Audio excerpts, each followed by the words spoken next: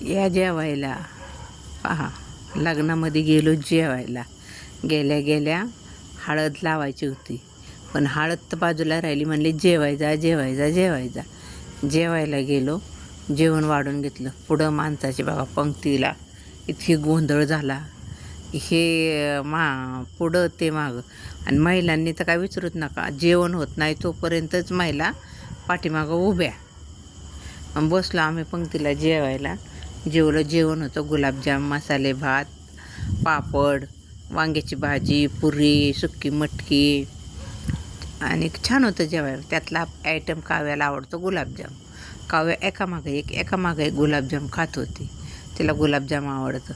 पण आमचं जेवण अर्धं झालं नाही, तूच महिला पाठीमागं उभा. पाठीमागं चालू होते हळद. मला पण गुलाबजाम आवडतं.